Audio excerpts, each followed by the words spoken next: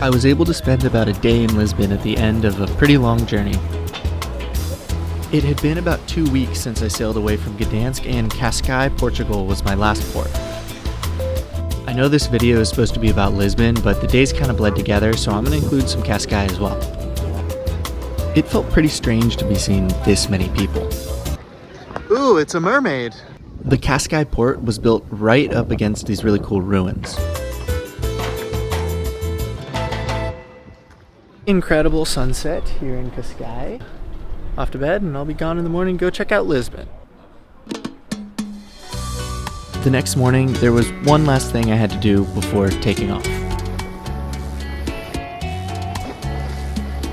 Going for a little morning swim in Cascais.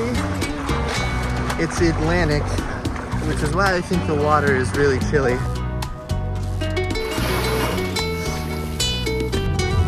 It was a really beautiful Uber ride down the coast from Cascais to Lisbon. As a California surfer, it felt very much like home, if not a little overcrowded. It was the complete opposite vibe of Gdansk. I thought this little sailboat was super cool. I made it to the big city, and right off the bat, my hotel tried to scam me, so I called them on it and ended up in a room with a balcony. Obviously, there's a contrast coming from the boat to a big city like Cascais and Lisbon, but I mean, the buildings are tall, there are people everywhere, the roads are packed.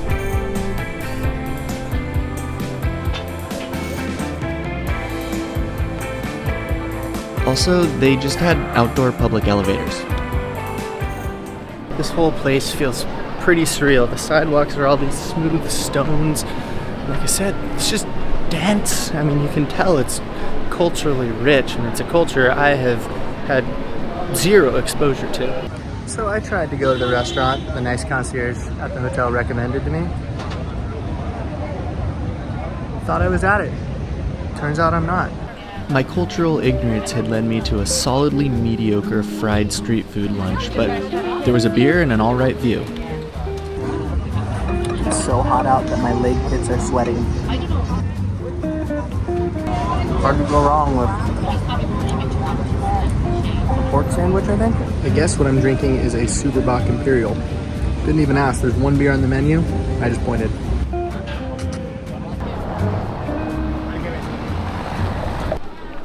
After lunch, I went to check out some of the sites a little closer to the beach. The main kind of tourist road led to this arch, which was the entrance to this huge empty plaza. As hot as it was, there really wasn't anyone in the water.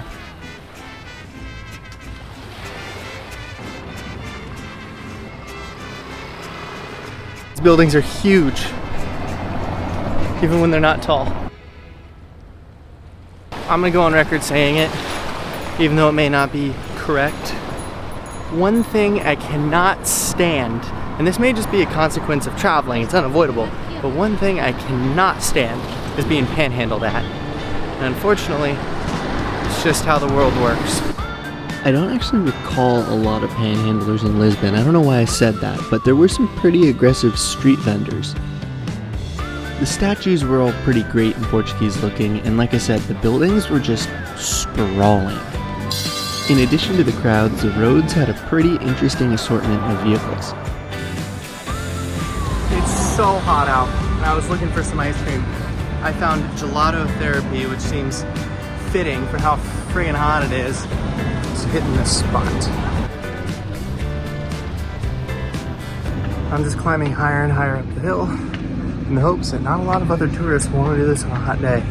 Maybe I can escape some crowds and see a pretty cool view. Lisbon is a pretty hilly city, so it makes sense that they would have elevators. The higher I got, the more I got the sense that this city just goes on forever. Like, the rooftops are endless. So, I've got a pretty good view now. But I can get higher.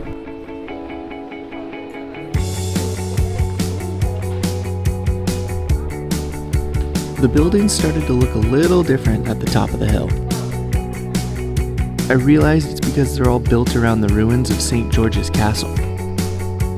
There are no like safety ropes or walkways. You're just in the ruins. It's not clear by now. I'm trying to make it to the highest point I can in Lisbon. And I think I'm almost there. I am already pretty high up.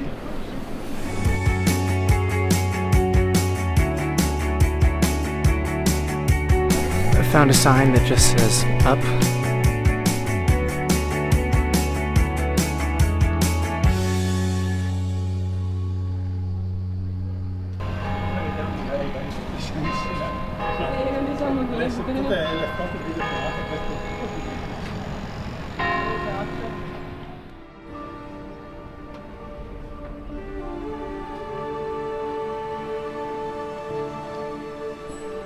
Definitely reached the highest part of the castle. Whether it's the highest part of the city or not, debatable.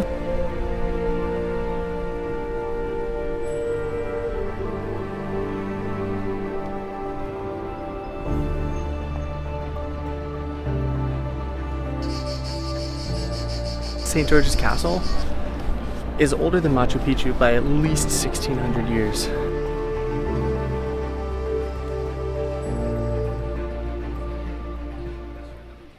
I think that lookout point is pretty high as well, but I'm pretty sure the castle got higher. I took my time admiring this pretty insane view. Then I made the long trek back down to my hotel.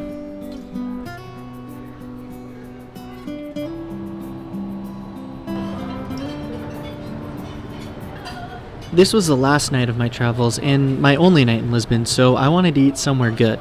So the restaurant that I chose based on what I could find online, tiny and packed. I think that's a good sign, considering it's relatively early.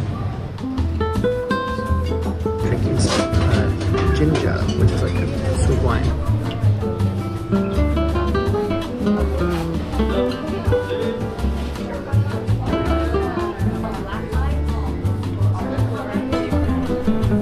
I'm gonna go find some dessert and then get in before it gets too late. Maybe it's my haggard looks that I was thinking were helping me earlier, but a lot of people are either trying to sell me drugs or buy drugs off me. And it's still light out.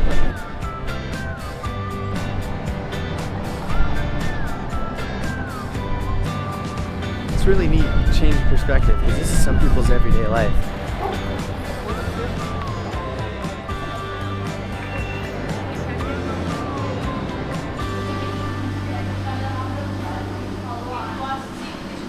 What I've got here is some pastel de nata, which is like an egg custard tart, and I think this is a big chain, and they gave me some cinnamon to have with it.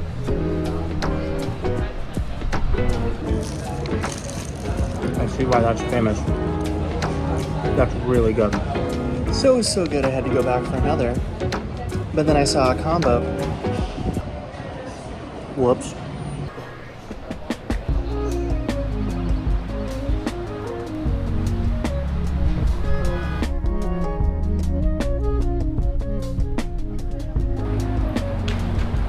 So way in the background, on that hill up there, is St. George's Castle, which is where I climbed to get to the high point today.